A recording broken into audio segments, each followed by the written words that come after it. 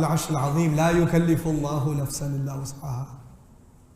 Allah does not put any burden on anybody except that it is within their capacity. إلا وسعها. There's two meanings here, and the second meaning is complicated. I pray to Allah that He gives me the ability to simplify it for you because it's very powerful. You see, لا يكلف الله نفسا إلا بوسعها is different.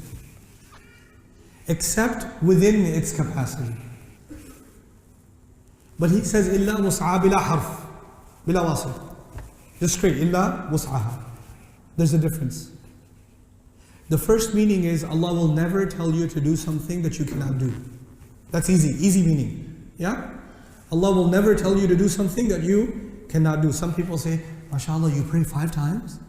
Wow, it's amazing. All 5? Every day? On time? MashaAllah. Make dua, Allah gives me tawfiq. I only have 10 minutes. No way. I have like an hour.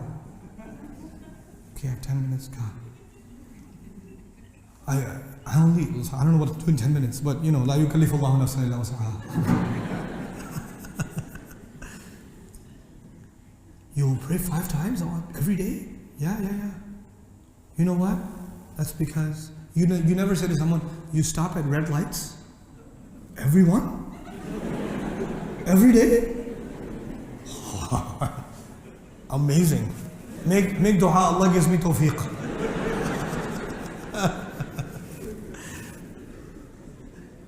You respect Allah, it's not a big deal. It's not too hard. Allah never gave you any regulation that's too hard, ever. وَمَا جَعَلَ عَلَيْكُمْ فِي الدِّينِ مِنْ حَرَجٍ. Allah wouldn't put any difficulty in the deen for you at all. That's Allah's promise. That's Allah's promise. Here's the second meaning. Oh, this is epic. Wusa is the extent to which you can do something. Okay? Wusa then means your full potential. Wusa means what? Your full potential. Is my potential the same as your potential? No. And your potential is not the same as my potential. Allah will not give you responsibility in your life to every single person except that they have in them the ability to handle their problems, their challenges. Allah wants to make you realize your full potential.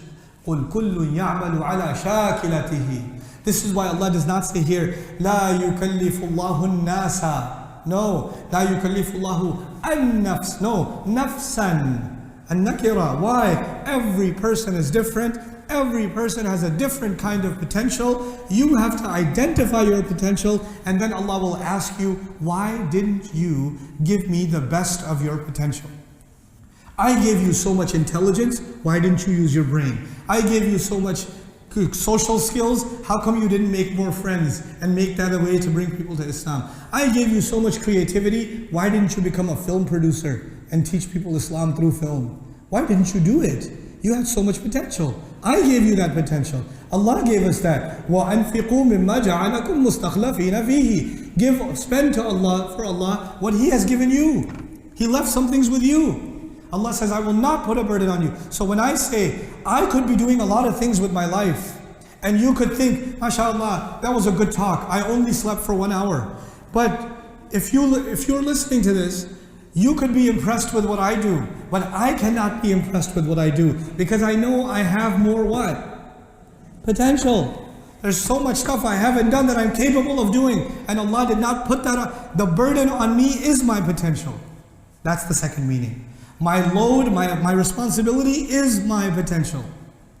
Not just the ahkam of Allah, because the ahkam of Allah, wallahi hiya khafifa. Yuridu Allahu an yukhaffifa ankum. Allah wants to lighten your burden. The deen of Islam is easy. No. But your potential that will make you go high, that is something else. When an athlete wants to perform at the peak performance, does he have to go through hard training? Yeah. He has to go through torture every day. The amount of exercise, the amount of rigorous training, the nasty food he has to eat. And he can't eat cake, he can't drink soda, he can't do all that stuff because he has to meet his potential. You have to make sacrifices to reach your potential. And Allah told you that on Al-Arsh Al-Azim. No excuses, people. No excuses. Everybody better hit their potential. لَهَا مَا كَسَبَتْ وَعَلَيْهَا مَا اكْتَسَبَتْ. You will have to your advantage whatever you earned. Easily. And earning with Allah is easy. Every time you make efforts, it is easy earning with Allah. وَعَلَيْهَا مَا اكْتَسَبَتْ. And against it, people make so much effort to earn. People make so much effort to, sin is actually difficult. Allah is saying your fitrat Allah, fitrat al-nas, التي فطر الله عليها, fitrat Allah التي فطر الله عليها, فطر الناس عليها. The nature on which Allah made you is obedience is easy. Is easy. يشرح صدره للإسلام. His chest becomes open. He can breathe easy when he obeys Allah. But when he disobeys Allah, his chest becomes tight. الاكتساب فيه تمهل ومدة واجتهاد وإبطاء. Sins, the things we do that hurt us, they actually, Allah is reversing the equation. For a lot of people, they think sins are easy, obedience is difficult. When believers believe, all their definitions change. When you really have Iman, your definitions change. For everybody else, sins are easy, obedience is difficult. But Allah used the easy word with good deeds, and He used the difficult word with sins. لَهَا مَا كَسَبَتْ أَسْهَلْ وَعَلَيْهَا مَا اكْتَسَبَتْ أَصْعَبْ. For you, obedience is easy and disobedience is difficult, if you have Iman. And this will be the gift of Allah to you. For everyone else, disobedience will be easy. For you, Allah will make disobedience difficult. And for everyone else, obedience to Allah will be difficult. And for you, obedience to Allah will be easy. This is لَهَا مَا كَسَبَتْ وَعَلَيْهَا مَا اكْتَسَبَتْ. What an amazing gift from Allah. He reverses the reality for most people, if they just have Iman. Allahumma ja'alna minhum. Rabbana, Ar-Rabb, now we make dua to Allah. La tu'akhidna, please don't grab us. Don't hold us. In nasina aw akhta'na, if we forget, or if we keep making mistakes. Is forgetting a small problem or a big problem? For some people, they think it's a small problem. I forgot, no big deal. No big deal. Let me tell you how big nisyan is. وَلَقَدْ عَهِدْنَا إِلَىٰ آدَمْ مِنْ قَبْلِ فَنَسِيَا. Why did Adam alayhi salam get sent to the earth? One of the reasons Allah describes, because he forgot. Forgetfulness can get you out of Jannah, according to the Quran. Forgetfulness is not a small problem, it is a big problem. Now let me tell you about forgetfulness. A couple of comments are necessary about forgetfulness. The best example I can think of is Surah Al-Mujadala. يَوْمَ يَبْعَثُهُمُ اللَّهُ جَمِيعًا فَيُنَبِّئُهُم بِمَا عَمِلُوا أَحْصَاهُ اللَّهُ وَنَسُوهُ. The day on which Allah will gather people, He will tell them what they did, Allah will record what they did, but they had forgotten it. You forget something when it's not a big deal. You forget something when it's not a big deal. When something is important, you don't forget. When something is not that important, you forget. I'll call you back. Hey, you never called me back. Oh, I forgot. Okay?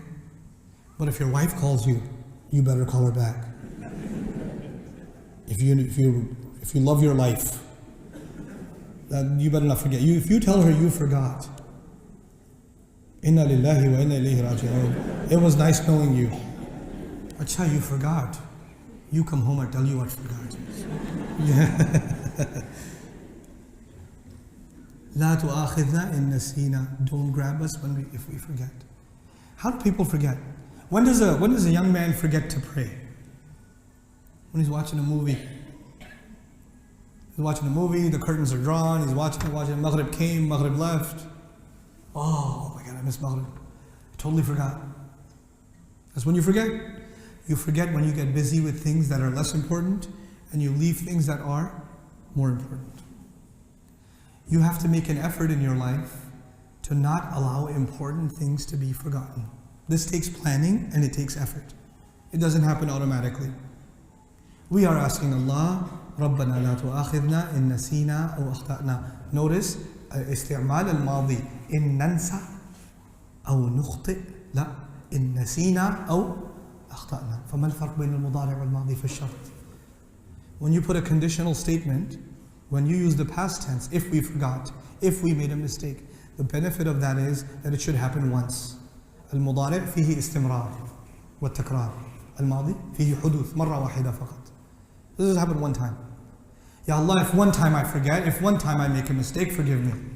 You're not telling Allah, Ya Allah, you know I forget a lot. So, by the way, I make a lot of mistakes. So just forgive. No, no, no. Ya Allah, I will do my best never to make a mistake. I will make my best, do my best never to what? Forget. But will it happen? Yes, it will happen. But it won't happen on purpose. If it was the present tense, it would have allowed for you to forget and make mistakes on purpose. Just the past tense alone is letting you know that this cannot happen on purpose. It's a once in a while thing. Yes, it will happen, but Ya Allah, just don't grab us. By the way, Banu Israel were grabbed. Adam alayhi salam was grabbed because he forgot, yeah? And now we're saying, Ya Allah, give us more rahmah than Adam alayhi salam. Because when Adam alayhi salam was grabbed, think about this. Adam alayhi salam was grabbed. He went from Jannah to where? Earth. So he went from high to what? Low. If we get grabbed, we get low to really low. Because he went from the top floor to the bottom floor. But there's a basement too. Where's the basement? Jahannam. There's Jannah on top, Dunya in the middle, Jahannam at the bottom, yes? Adam alayhi salam, because he forgot, he went from the top floor to what? The middle. If we forget and get grabbed, what's going to happen? Middle to the bottom. We can't afford that one. لا تؤاخذنا إن نسينا أو أخطأنا. We can't afford to fall more than this. He was told, اهبطوا منها جميعا. You know, we cannot have more hubut. We can't afford it. So now, ربنا ولا تحمل علينا إصرا. I love this word. Ya Allah, don't burden us don't load onto us an isr. An isr. لما لم يقل لا تحمل علينا حملا وزرا إصرا. Isr is used in the meaning of a burden. But so are so many other words that are used in the Quran. So many words for burden, you know. وَوَضَعْنَا عَنْكَ وِزْرَكَ, you know. So why isr? Isr is actually used for something that is tied up. Something that's packed up. When something is tied up, it is trapped. This ayah has a lot of meanings. I'll give you the easy meaning first. The easy meaning is, Ya Allah, don't put a burden on us like you put on the people before us. كَمَا حَمَلْتَهُ عَلَى الَّذِينَ مِنْ قَبْلِنَا. But there's another meaning. The other meaning is, when people disobey Allah. When people disobey Allah, then sometimes Allah punishes them in this world. You know that, right? When a believing nation disobeys Allah, like Banu Israel were a believing nation, when they disobeyed Allah, Allah gives them different kinds of punishments. You know, disbelieving nations, when they disobey Allah, they are destroyed. Believing nations, when they disobey Allah, Allah gives them different kinds of burdens. Allah gives them what? Different kinds of burdens. One kind of burden, when an ummah, when a believing ummah disobeys Allah, Allah does not punish them with fire from the sky, or a flood, or an earthquake. How does He punish them? He punishes them by breaking them up into groups that hate each other. One punishment is, He breaks them into groups, and what do the groups do? They hate each other. This is a punishment from Allah for an ummah that disobeys Allah. You wouldn't know anything about that, of course.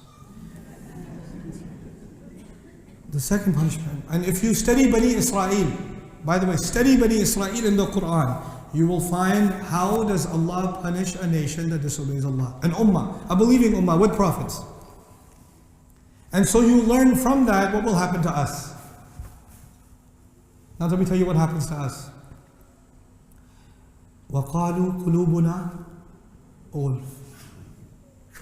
People believe, people think they already understand the religion. There's nothing more to learn. I already know everything about the Quran. I learned tafsir already.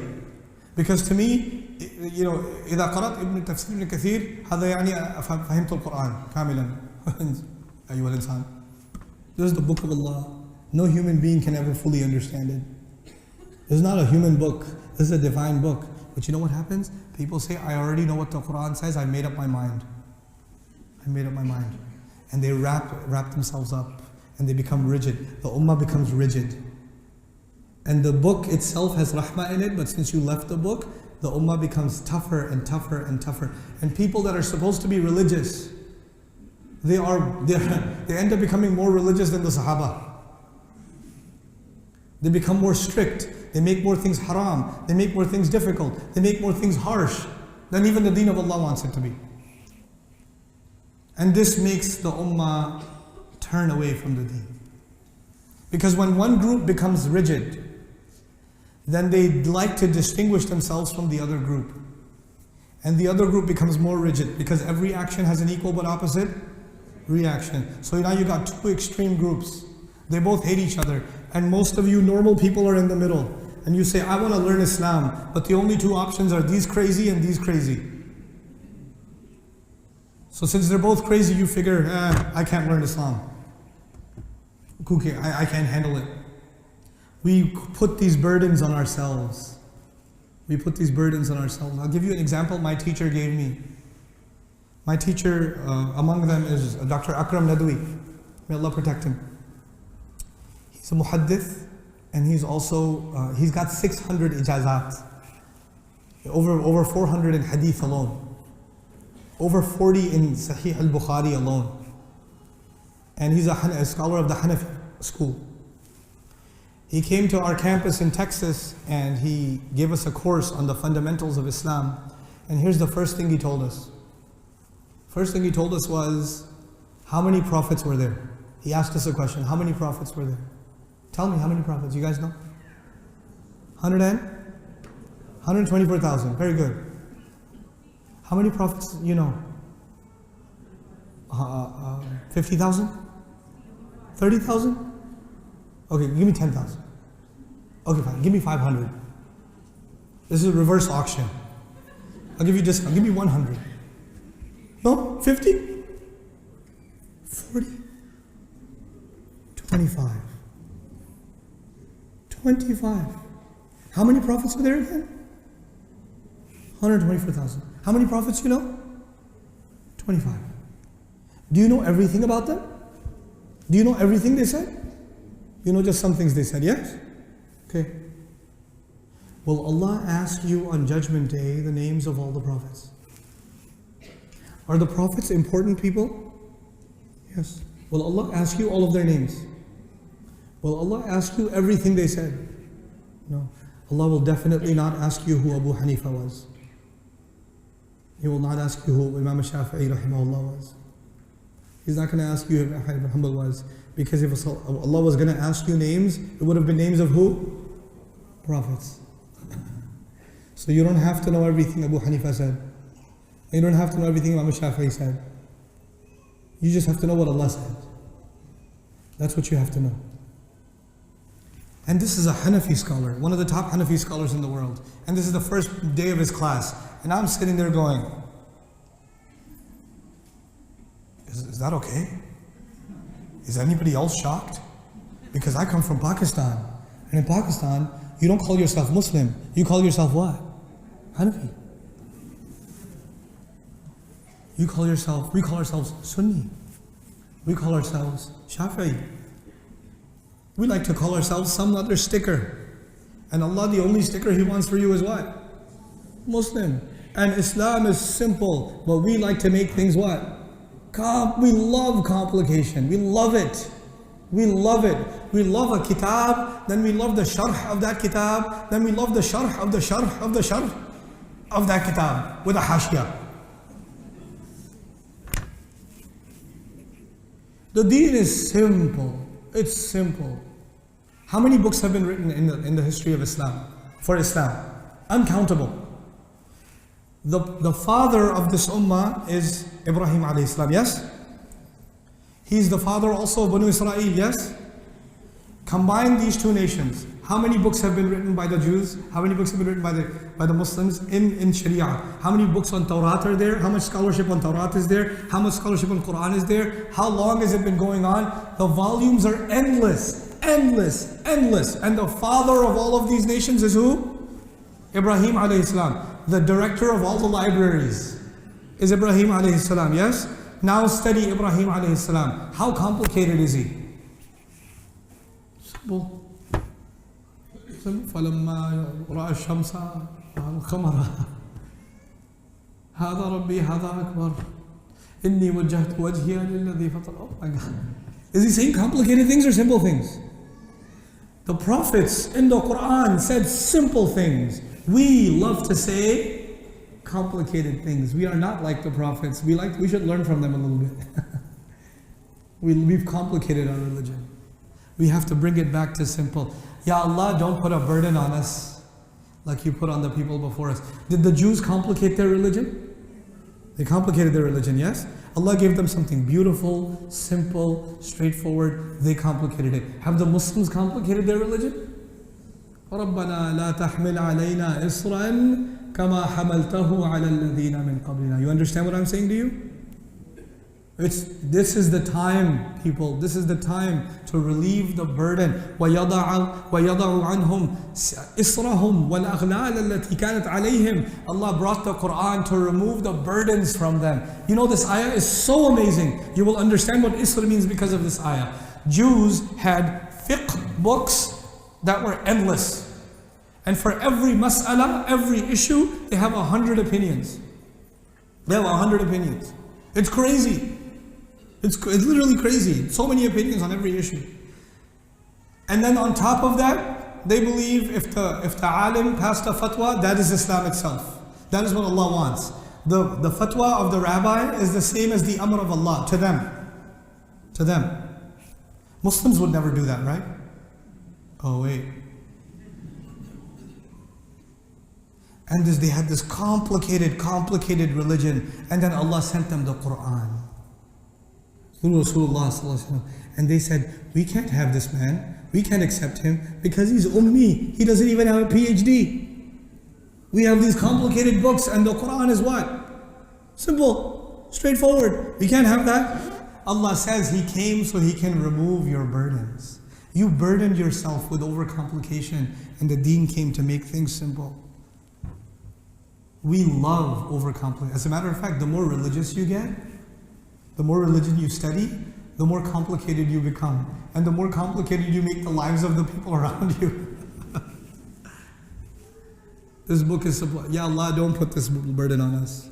The more you study deen, the happier you should be, and the happier people around you should be. If the people around you are not happy, you are not learning Islam. I'm sorry. You're learning something else. You're learning Isr. You're learning Isr. How many people learn Islam and start fighting at home? Start conflicts at home, arguments at home because of deen. That's not how you learn deen. Deen is supposed to increase love among people, not hate.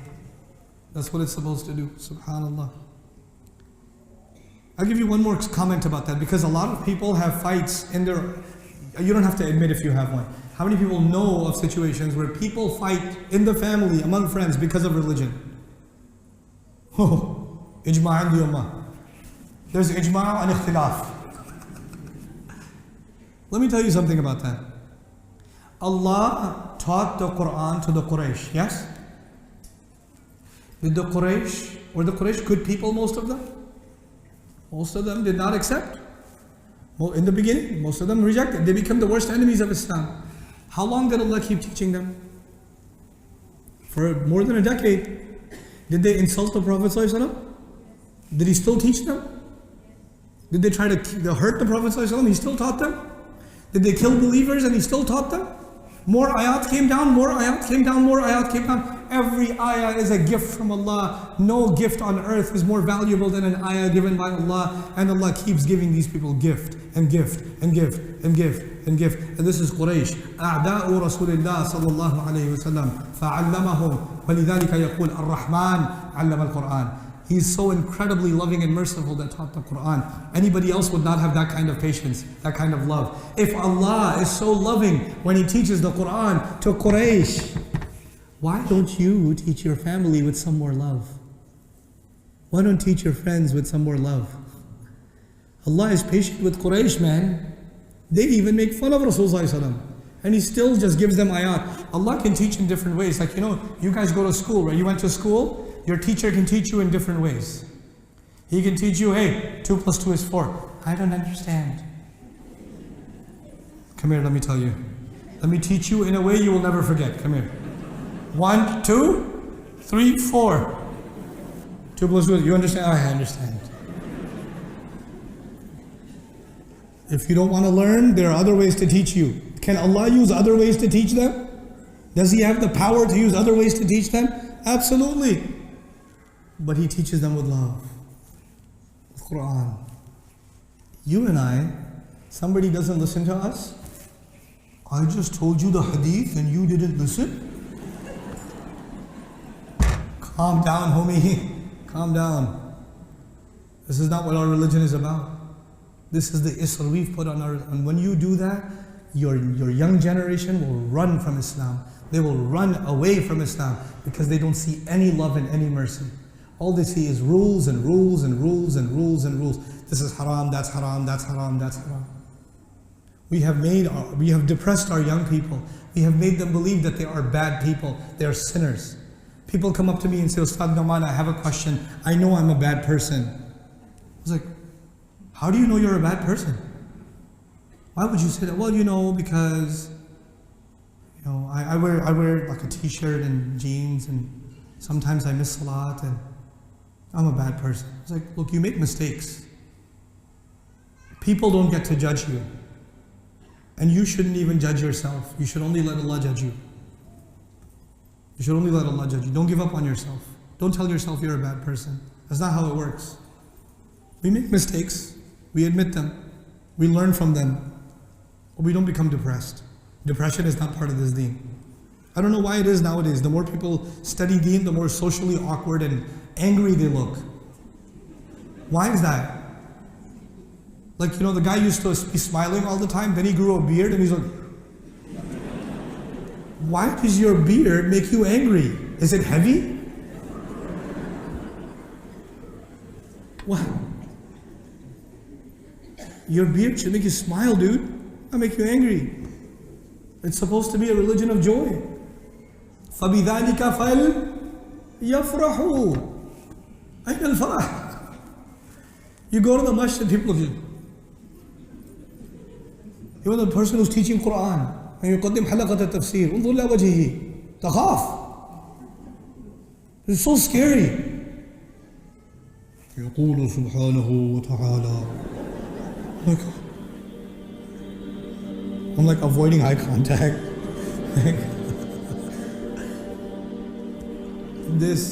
Why do the Sahaba say Rasul is always smiling? This word is supposed to be spread with joy. رَبَّنَا وَلَا تُحَمِّلْنَا مَا لَا طَاقَةَ لَنَا بِهِ. Ya Rabb, do not put a burden on top of us. Don't keep loading onto us burdens that we have no power to bear whatsoever. This is the dua, and because it is in the Arsh, there's a narration of Rasulullah that when this dua was given to Rasulullah, that Allah, every time He gave him the ayat, He said, قَدْ فَعَلْتْ قَدْ فَعَلْتْ قَدْ فَعَلْتْ. I did it.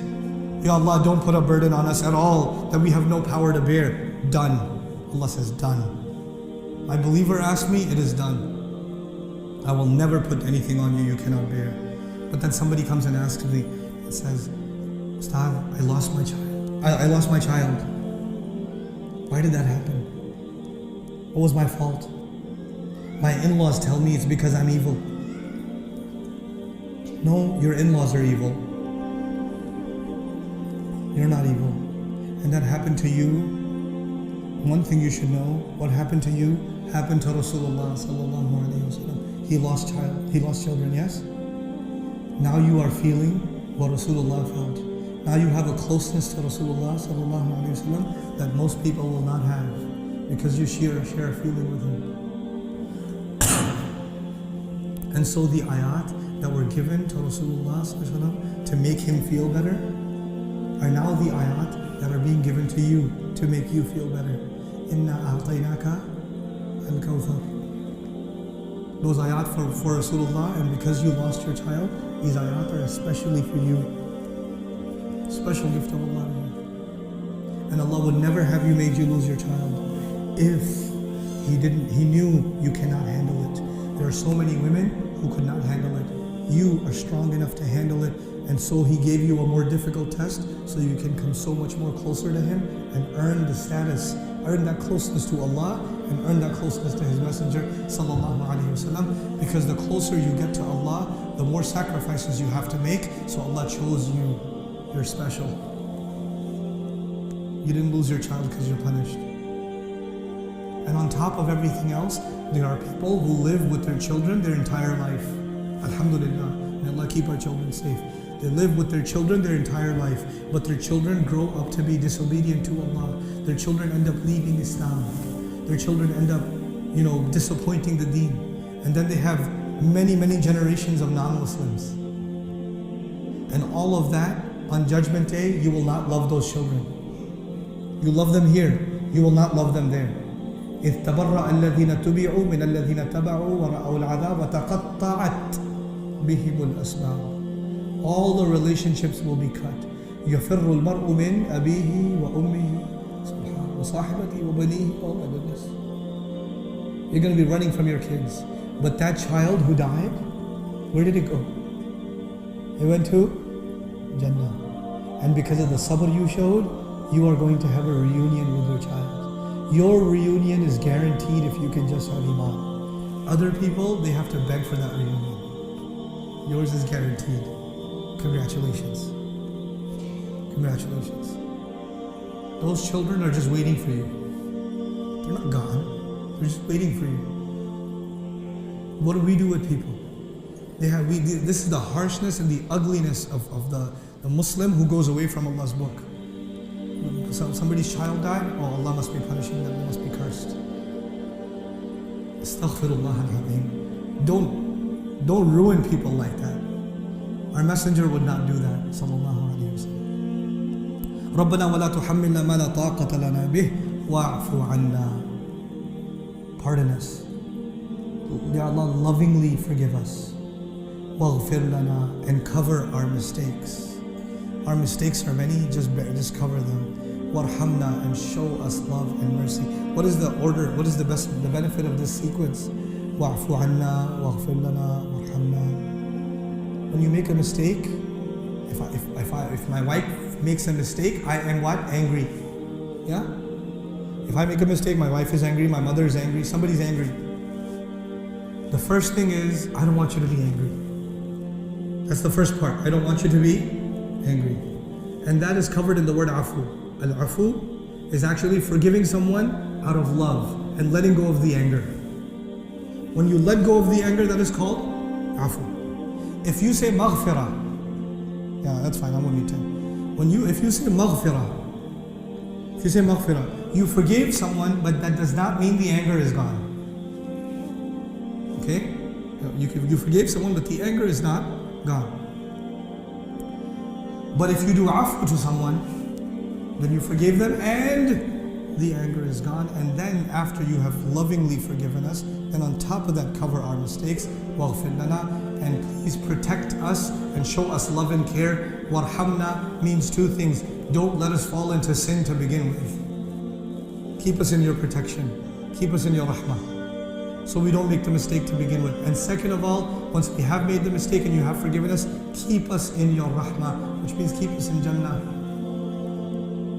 And then once فَانْصُرْنَا عَلَى الْقَوْمِ الْكَافِرِينَ, then aid us against the disbelieving nation. This is the last 2 points I want to make, but they're probably the most important. When you say, Ya Allah, don't hold us because if we forget or make a mistake. Ya Allah, forgive us. Ya Allah, show us mercy. Is that about you or is that about someone else? That's about you. When he says, فَانْصُرْنَا عَلَى الْقَوْمِ الْكَافِرِينَ, is that about you or someone else? That's someone else. Aid us against the disbelieving nation. So there seems to be a conflict, yes? Part of the dua was for you, and part of it is so you can get help against the enemy. the question arises, why do you have an enemy? Why do you have an enemy? The Muslims have enemies today, yes or no? Yeah, sure. Did the Muslims have enemies at the time of the Prophet ﷺ? Yes or no? But it's not the same. It is not the same. They had, the Quraysh were enemies to Rasulullah sallallahu alaihi wasallam, even though he was the kindest, softest, and they were enemies to him because he taught the message of the Quran. He taught that all human beings are equal. He taught that children have rights. He taught that women have rights. He taught that parents should be treated with respect. He taught that no tribe is better than no other tribe. He taught that no race is inferior to another race, and this is why he had enemies. Today Muslims have enemies, but we don't have enemies because we say all people are equal. We don't have enemies because we say we have to treat parents better. We don't have enemies because we are the best in character and we say everybody should be fair in business. As a matter of fact, Muslims are not very different from non-Muslims overall in their behavior today. Non-Muslims, if they don't care about their parents, where are Muslims today? If non-Muslims are racist and they think some races are better than others, what about Muslims today? What we have that problem or not? If non-Muslims think wealth makes you better, if you have wealth, you are better. If you don't have wealth, you are worse. And Islam came to say your money doesn't mean anything. Inna akramakum indallahi atqakum. That is the only thing that matters. That is the only. يَوْمَ لَا يَنْفَعُ مَالٌ وَلَا بَنُونَ إِلَّا مَنْ أَتَى اللَّهَ بِقَلْبٍ سَلِيمٍ. The only thing that matters is what you have in your heart. Today the Muslims live like that or no? Nope. And you know the proof of that? I don't want to blame governments. I don't want to blame countries. I'll talk about you and me personally. When you want to get your son married, do you look at the race? Do you look at the money? Do you look at these things? Because they have to be good enough for us? Or do you look at the character? Most people say, well, if they have money and they're Punjabi, they must be good. Must have character automatically. The way we seek sons for our daughters, daughters for our sons. Pakistani ladies, I'm Pakistani, so I make fun of Pakistanis because I have the right to. I don't have to make the right to make fun of Bangladeshis or the right to make fun of anyone, but I can make fun of myself. So I do it. You're looking for your son.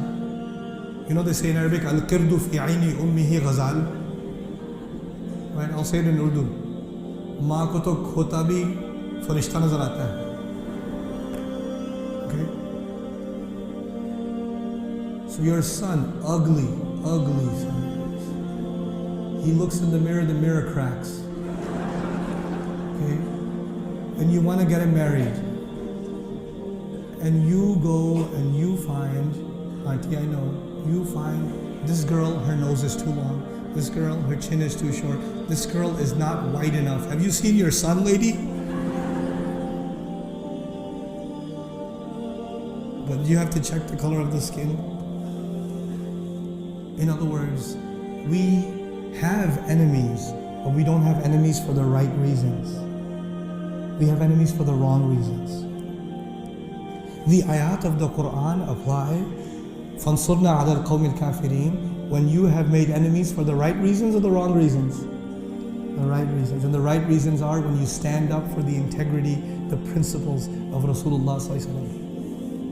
When you make enemies for that reason, then yes, ask. فَانْصُرْنَا عَلَى الْقَوْمِ الْكَافِرِينَ. When you don't do anything the messenger did, and you say فَانْصُرْنَا عَلَى الْقَوْمِ الْكَافِرِينَ, you're making joke of the ayat.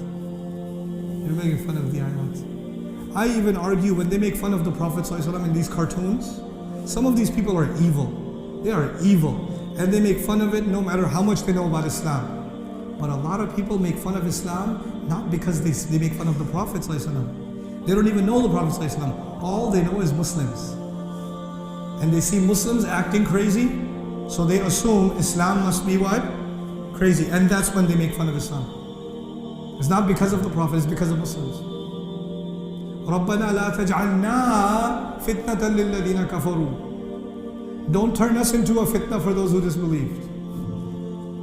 SubhanAllah. This ummah has a long way to go. Here's my last comment to you, and probably what I think the most beautiful thing, guys.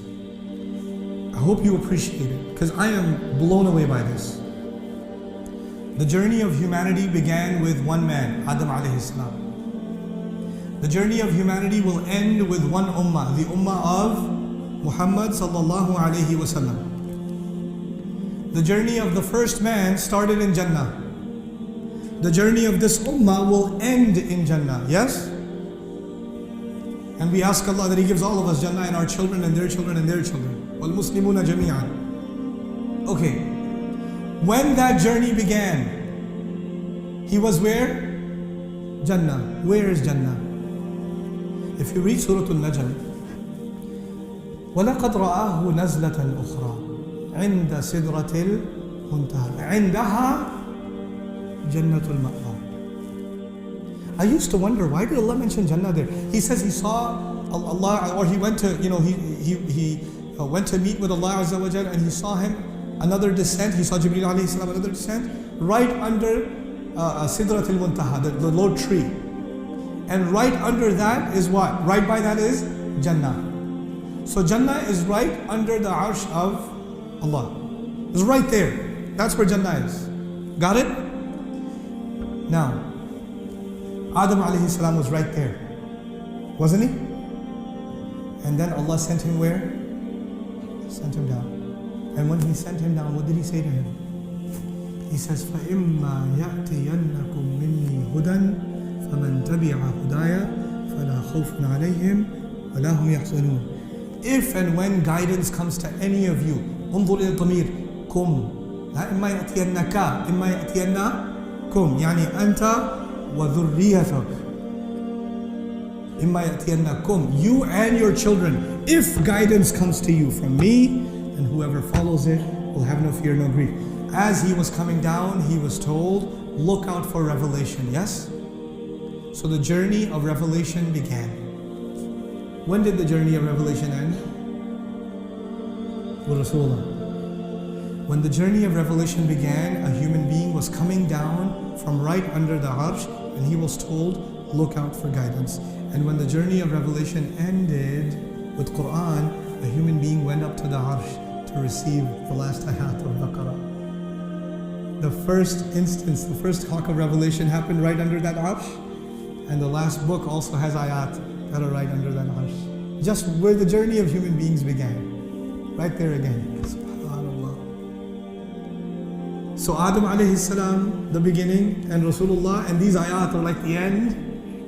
And Adam alayhi salam is the beginning of Baqarah, and this ayah is at the end of Baqarah. How do you do that? How does he do that? Every time I'm reading Quran, sometimes I'm studying Quran, sometimes I come across something and I just go, Allah, how did you do that? That was awesome. I can't think anymore.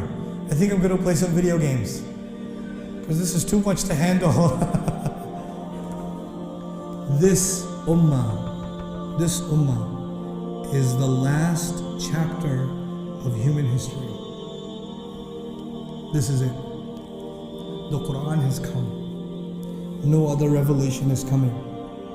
Now all of humanity has to see what it means. Why did Allah send people on the earth? So they can follow guidance, yes? And the last of Hudan has come, which means we, living in the last chapter of humanity, every single person who believes in Allah and His messengers, every single person here who believes in the final revelation, the Quran, we have to make sure that we give this message to as many human beings on this earth as possible. This is our responsibility.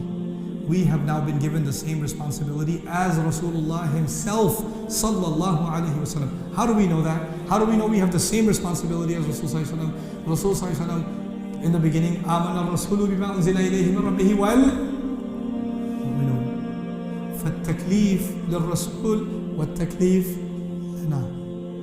ولذلك لا يكلف الله نفسا إلا وسعها. The burden is all of ours. The burden is all of ours. We have to show the character of Rasulullah. We have to revive the integrity of Islam.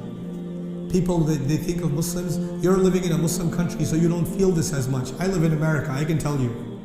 I travel to Europe and other places, I can tell you. People think of Muslims as backwards. People think of Muslims as dishonest. People think of Muslims as corrupt. People think of Muslims as violent and uncivil. This is how they think of us. And we say to them, no. We are not violent. We are the greatest ummah. We are the best people. We are extremely disciplined.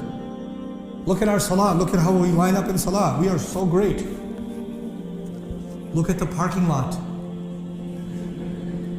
Before you look at the salah, look at the parking lot outside. Look at how you drive.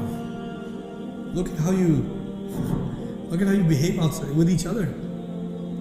Look at that first. Are we an example for the world to follow? We have to be the example for the world to follow in everything. In everything. In business, in education, in research, in scientific breakthroughs, in religious studies, in morality, in a balanced lifestyle. Everybody in the world should look at a Muslim and say, I want to be like that. I want to be like that. I am impressed. Who are these people? They should be able to say as-sadiq wal-ameen before they even know we're Muslim. Is that important? Before they even know he's calling for Islam, what do they already know? As-sadiq al-ameen. Do the people think of us as a sadiq and al-ameen? No. Until that happens, we are not fulfilling our responsibility. لا تحمل علينا إصرا كما حملته على الذين من قبلنا. Allah has put the biggest burden on this ummah. No bigger burden has ever been placed on an ummah. And that burden is to show us, billions of Muslims together, have to show what the character of Rasulullah looked like, sallallahu alayhi wa sallam. So the world can see إِنَّكَ لَعَلَى خُلُقٍ عَظِيمٍ لِأَنَّ الْعَالَمِ لَا يَرَى الرَّسُولِ بَلْ يَرَى أَتْبَاعَ الرَّسُولِ.